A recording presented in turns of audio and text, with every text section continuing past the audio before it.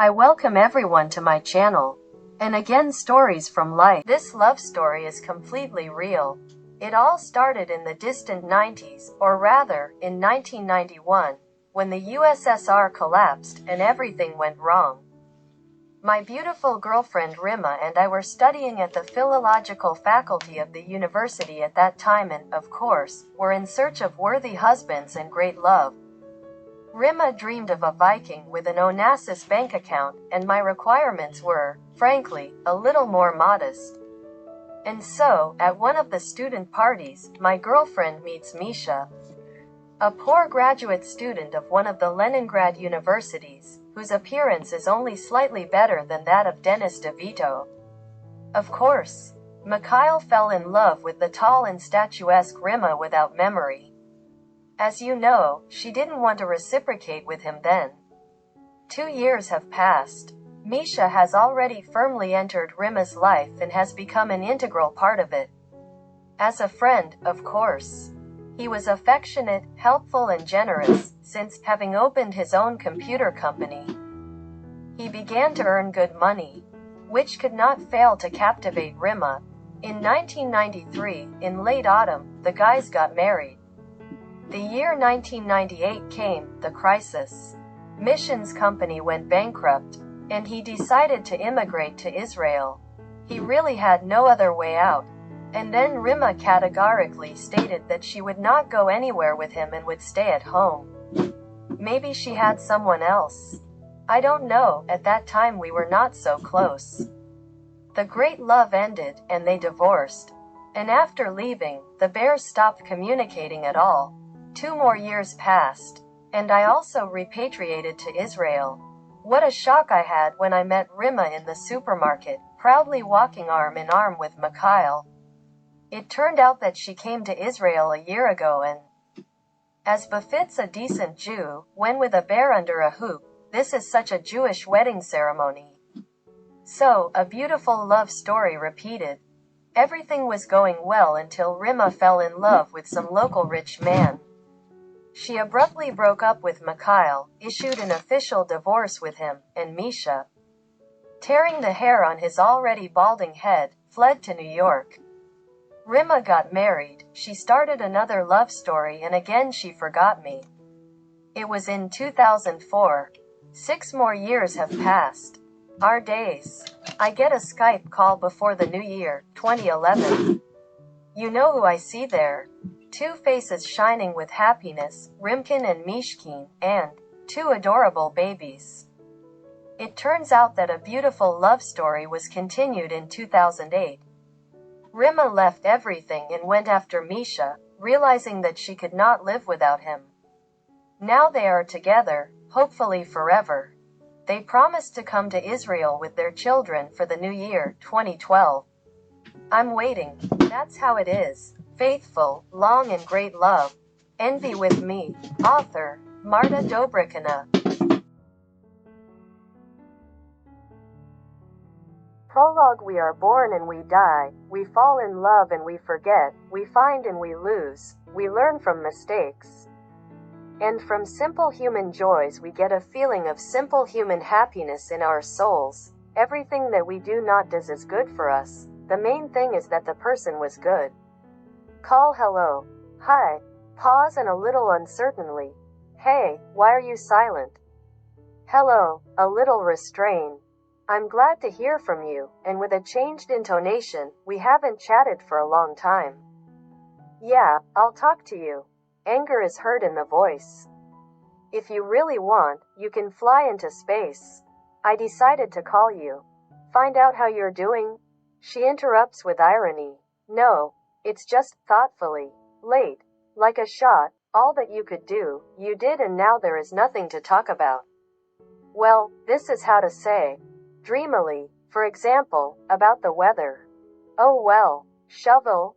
No, jokingly, now it's not fashionable. Seriously, we can talk about a lot of things, even though we know each other inside and out. It would be better if they didn't know, without hope for a joke.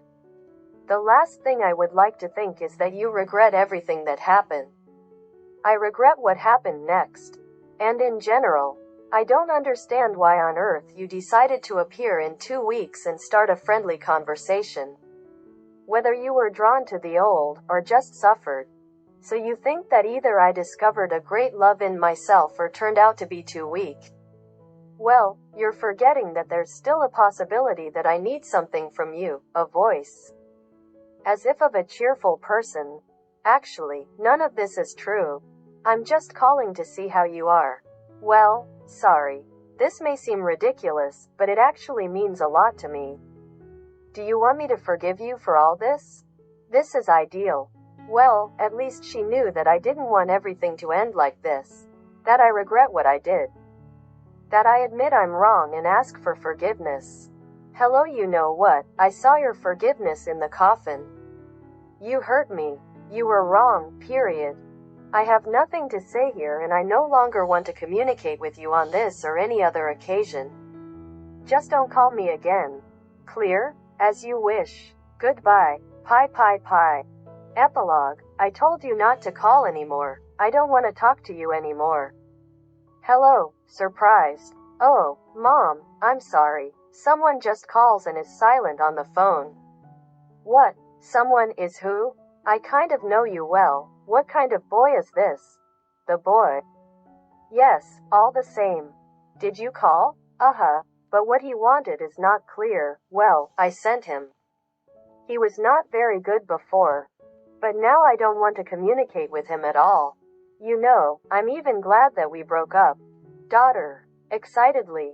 What, Mom? Do not you know? What? When I was driving to work, I met Aunt Valia on the tram, from his house, so she said that he was hit by a car yesterday, to death.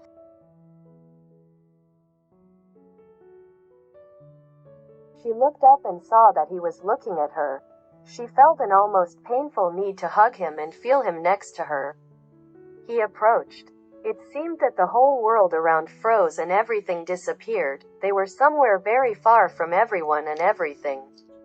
Music played softly. He gently took her hand and led her to dance. She melted in his arms. He hugged her tightly. Her lips were very close. They beckoned and called him, promising something beautiful. He did not think about the consequences. It was vital for him to kiss her. The kiss came as a surprise to both of them. It seemed to them that a spark ran between them, igniting feelings that they did not suspect and hid not only from each other and from others, but also from themselves.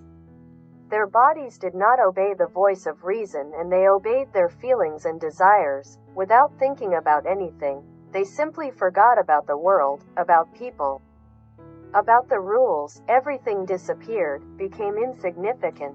Only they and their desire dissolved into each other remained. She did not remember how they left.